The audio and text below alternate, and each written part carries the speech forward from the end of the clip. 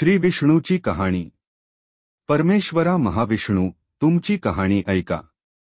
काशीपूर नगरात सुवर्णाचा वड, भद्रकाळी गंगा, नवनाडी 52 आड। तिथं एक ब्राह्मण तप करीत आहे। सकाळी स्नानसंध्या करून विभूती लावून तिबोटी लंगोटी घालतो, खांद्यावर कुऱ्हाड घेऊन वनात जातो आणि फळ आणतो। त्यांचा उत्तम पाक करतो। त्याचे 5 भाग करतो।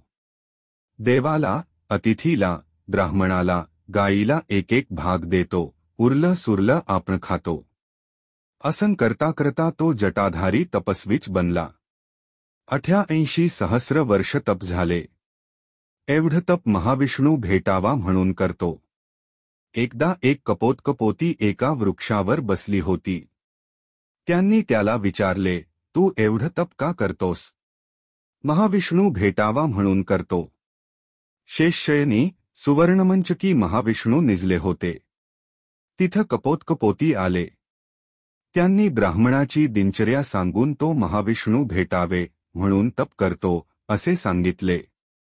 महाविष्णू ब्राह्मणाले ते पटकन उठले, पायी खडावा घातल्या, मस्तकी पीतांबर गुंडाळला आणि ब्राह्मणाजवळ जाऊन उभे राहिले।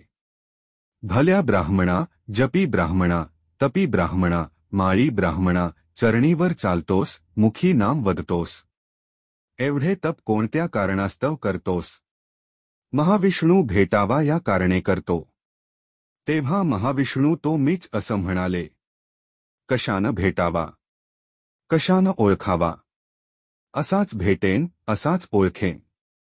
शंखचक्रगदा पद्मपीतांबरधारी अयोध्याचारी माघारी वळला। तो महाविष्णूची मूर्ती झालेली ती व्यक्ती म्हणाली, भल्या रे भक्ता, शरणागता, राज्य माग, भांडार माग, संसारीचं सुख माग। राज्य नको, भांडार नको, संसारीचं सुख नको। तुझं माझं एक आसन, तुझी माझी एक शेज, तुझी माझी एक स्तुती कुठं करावी? देवाद्वारी, भल्या ब्राह्मणांच्या आश्रमी, असं त्याला एकरूप केलं। ब्राह्मण सद्धर्माने वागला, आयुष्यभर सत्कर्म केलं, त्यामुळे त्याला देव भेटला। जो कोणी महाविष्णूची कहाणी ऐकतो, त्याची सारी पाप दूर होतात। नित्य कहाणी करतात, त्यांना विष्णुलोकाची प्राप्ती होते।